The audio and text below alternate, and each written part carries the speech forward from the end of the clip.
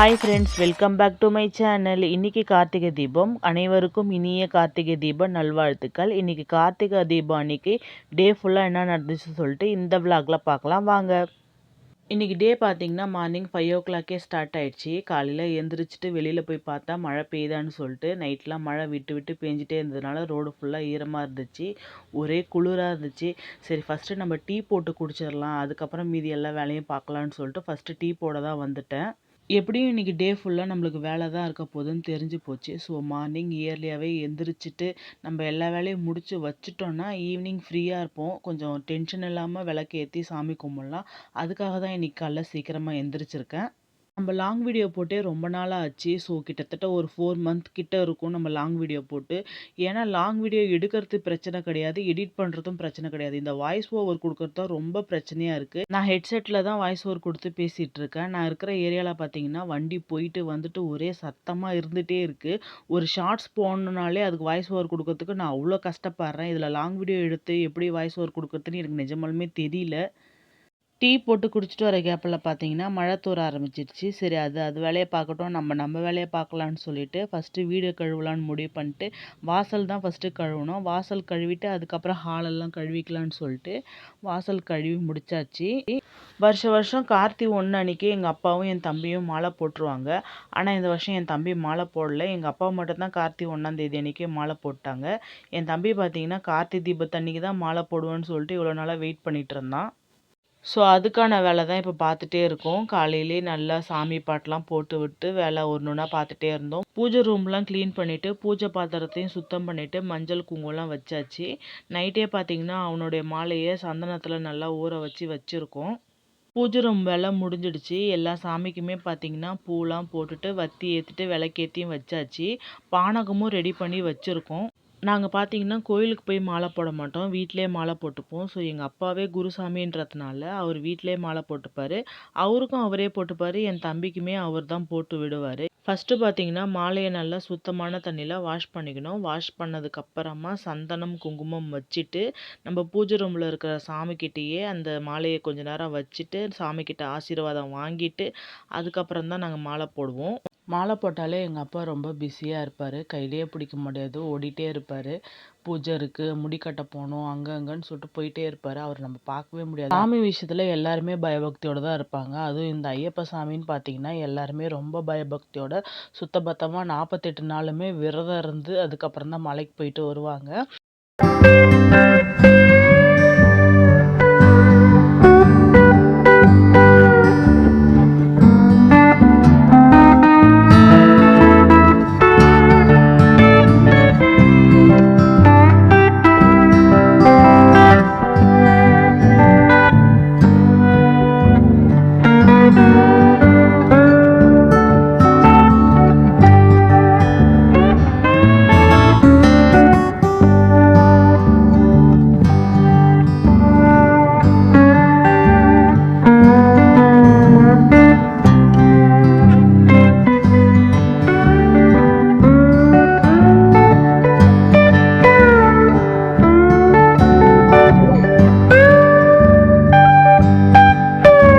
இன்றைக்கி சீக்கிரமாகவே lunch ready பண்ணிடலான்னு சொல்லிட்டு வந்திருக்கோம். ஏன்னா 2 சாமியுமே விரதம் இருக்காங்க.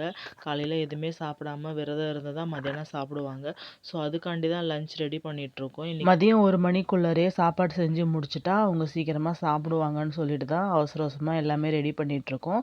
இன்றைக்கி கார்த்திகை தீபம் ஸ்பெஷல் லஞ்ச் மெனு பார்த்திங்கன்னா சுட சுட சாதம், எப்பயும் போல் வைக்கிற மாதிரி சாம்பார், ரசமும் வச்சாச்சு. இன்றைக்கி பார்த்திங்கன்னா வடை பாயசம் செய்யலான்னு சொல்லிட்டு முன்னாடியே பிளான் பண்ணியிருந்தோம். அதேமாரி கடலப்பருப்பு வடை, பாயாசம், உளுந்த வடை 2 வடையுமே செஞ்சுருந்தோம். இது கூடவே பார்த்திங்கன்னா உருளைக்கிழங்கு பொரியல் எல்லாமே ரெடி பண்ணியாச்சு. ரெடி பண்ணதுக்கப்புறமா பார்த்திங்கன்னா வாழை இலையில் தண்ணி தெளிச்சுட்டு சாமிக்கு படைக்கிறதுக்காக சாப்பாடு எல்லாமே ஒன்று ஒன்றா எடுத்து வச்சுருந்தோம். இது கூடவே பார்த்திங்கன்னா அப்பளம் செய்யலைன்னா எப்படின்னு சொல்லிட்டு அப்பளமும் சுட்டு எல்லாமே அரேஞ்ச் பண்ணிவிட்டு சாமியும் கும்பிட்டாச்சு. சாமி கும்பிட்டு முடிச்சுட்டு நல்லா சாப்பிட்டாச்சு. நல்லா சாப்பிட்டு முடிச்சதுக்கப்புறம் பார்த்திங்கன்னா தூக்கம்தான். கொஞ்ச நேரமாச்சு தூங்கி ரெஸ்ட் எடுக்கணும். ரெஸ்ட் எடுக்கலன்னா ரொம்ப டயர்டாயிடுவேன்னு சொல்லிட்டு கொஞ்ச நேரம் ஒரு 1/2 hour கிட்ட ரெஸ்ட் எடுத்துட்டு நெக்ஸ்ட் வேலையெல்லாம் பார்க்க ஆரம்பிச்சிட்டேன். ஈவினிங் விளக்கேற்றிட்டு சாமி கும்பிட்றதுக்காக பார்த்தீங்கன்னா பிரசாதமாக வைக்கலான்னு சொல்லிட்டு கார்த்திகை அப்பம் செய்யலான்னு சொல்லிட்டு தான் அரிசி ஊற போட்டிருக்கேன். அரிசி ஊற போட்டதுக்கப்புறமா பார்த்தீங்கன்னா விளக்குலாம் இருந்துச்சு. இந்த வருஷம் நாங்கள் புதுசாக விளக்கு வாங்கலை, ஏன்னா போன வருஷம் வாங்கின விளக்கே நிறையா இருந்துச்சு சொல்லிட்டு அதை நல்லா தண்ணியில் ஊற வச்சுட்டு சுத்தமாக நல்லா வாஷ் பண்ணி எடுத்துட்டேன். வாஷ் பண்ண விளக்கெல்லாம் நல்லா ஃபேன் காற்றுல காய விட்டுட்டேன். நல்லா காஞ்சதுக்கு அப்புறமாட்டா மஞ்சள் குங்குமம் வைக்க ஆரம்பிச்சிட்டேன். ஒரு விளக்குக்குமே வந்து ஃபுல்லாக அந்த விளக்கு ஃபுல்லாகவே மஞ்சள் அப்ளை பண்ணிவிட்டு அதுக்கப்புறம் தான் குங்குமம் வச்சுருந்தேன். நான் பார்த்தீங்கன்னா விளக்கு ஃபுல்லாகவே மஞ்சள் அப்ளை பண்ணுவேன். ஒரு இடம் விடாமல் எல்லா இடத்துலையுமே மஞ்சள் அப்ளை பண்ணுவேன்.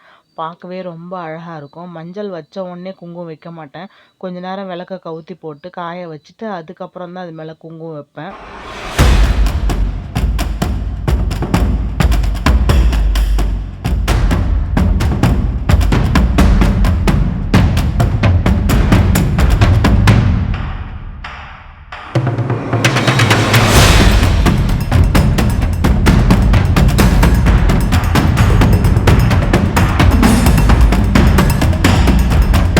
எல்லா விளக்குக்குமே பார்த்தீங்கன்னா இப்போ மஞ்சள் குங்குமம்லாம் வச்சாச்சு. திரி ஒன்றுத்துக்காக போட்டுட்டு நம்ம எண்ணெய் ஊற்றிக்கலாம்.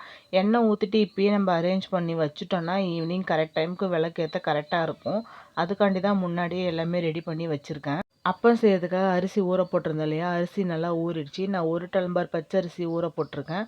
நல்லா ஒரு 2-3 டைம்ஸ் நல்லா வாஷ் பண்ணிவிட்டு எடுத்துக்கலாம். 1 டம்ளர் அரிசிக்கு 3/4 டம்ளர் அளவுக்கு வெல்லம் எடுத்தால் கரெக்டாக இருக்கும். ஒரு பேனில் 3/4 டம்ளர் அளவுக்கு வெல்லம், அதில் கொஞ்சமாக தண்ணி ஊற்றி நம்ம வெல்லத்தை நல்லா ஹீட் பண்ணி கரைச்சி எடுத்துக்கலாம்.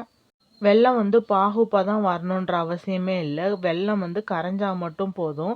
இந்த அளவுக்கு கரைஞ்சதுக்கப்புறமா நம்ம அடுப்பை ஆஃப் பண்ணிவிட்டு வெல்லத்தை தனியாக எடுத்து வச்சுக்கலாம். இப்போ நம்ம ஒரு 3 மணி நேரம் ஊற வச்சு நல்லா வாஷ் பண்ணி வச்சுருக்கோம்ல, அந்த பச்சரிசியை மிக்ஸி ஜாரில் மாற்றிட்டு இது கூடவே பார்த்தீங்கன்னா 2 துண்டு தேங்காய் அதை நல்லா குட்டி குட்டியாக கட் பண்ணிவிட்டு இது கூட சேர்த்துக்கலாம். தேங்காய் போட்டால் ரொம்ப டேஸ்ட்டு நல்லாயிருக்கும். அதுக்காக மட்டும்தான், டேஸ்ட்டுக்காக மட்டும்தான் நம்ம இப்போ தேங்காய் சேர்க்குறோம். வாசனைக்காக பார்த்தீங்கன்னா ஒரு 3 ஏலக்காய் சேர்த்துருக்கேன். நல்லா பழுத்த வாழைப்பழமாக ஒரு வாழைப்பழத்தை குட்டி குட்டியாக கட் பண்ணி இது கூடவே சேர்த்துருக்கேன். கொஞ்சம் கூட தண்ணியே விடாமல் ஃபஸ்ட்டு இது நல்லா அரிசியை மட்டும் கொரன்னு அரைச்சிக்கலாம். நம்ம கரைச்சி ஆற வச்சுருக்க அந்த வெள்ளை கரைசலை வந்து நல்லா வடிகட்டி எடுத்துக்கலாம். தூசி எதுவும் இல்லாமல் வடிகட்டி எடுத்துட்டு அதை அந்த அரைச்ச அரிசியிலே கொஞ்சம் கொஞ்சமாக சேர்த்து நல்லா அரைச்சி எடுத்துக்கலாம். நல்லா நைஸாக அரைச்சி எடுத்துக்கலாம். இந்த மாவு எப்படி இருக்கணும்னு பார்த்தீங்கன்னா தோசை மாவு மாதிரி இருக்கணும். ரொம்ப தண்ணியும் இல்லாமல் ரொம்ப கட்டியாகவும் இல்லாமல் இப்படி எடுத்து ஊற்றுனா இந்த அளவுக்கு வரணும். இதுதான் கரெக்டான அளவு. இப்போ ஒரு கடாயில் எண்ணெய் ஊற்றிக்கலாம். எண்ணெய் ஹீட் ஆனதுக்கப்புறமா அடுப்பை சிம்மில் வச்சுக்கலாம். சிம்மில் வச்சுட்டு நம்ம அரைச்சி வச்சுருக்க மாவை கொஞ்சம் கொஞ்சமாக ஊற்றி நல்லா சுட்டு எடுத்துக்கலாம். மாவை எண்ணெயில் ஊற்றுனதுக்கப்புறம் பார்த்தீங்கன்னா நல்லா பூரி போல் உப்பி வரும். உப்பி வந்தோடனே தான் திருப்பி போடணும். அடுப்பை சிம்மிலே வச்சுட்டு நல்லா 2 பக்கமும் ஈவனாக சுட்டு எடுத்தால் சுவையான அப்பம் தயார். இதை மறக்காமல் நீங்களும் ட்ரை பண்ணி பாருங்கள். ரொம்ப சாஃப்டாகவும் இருந்துச்சு, அதே போல் டேஸ்ட்டும் சூப்பராக இருந்துச்சு. நீங்களும் ட்ரை பண்ணி பார்த்துட்டு எப்படி இருக்குன்னு சொல்லிட்டு மறக்காமல் கமெண்டில் சொல்லுங்கள். டைம் ஆயிடுச்சு. இன்னும் கொஞ்ச நேரத்தில் நம்ம இப்போ விளக்கேற்ற போகிறோம். அதுக்காகவே எல்லாமே ரெடி பண்ணி வச்சாச்சு.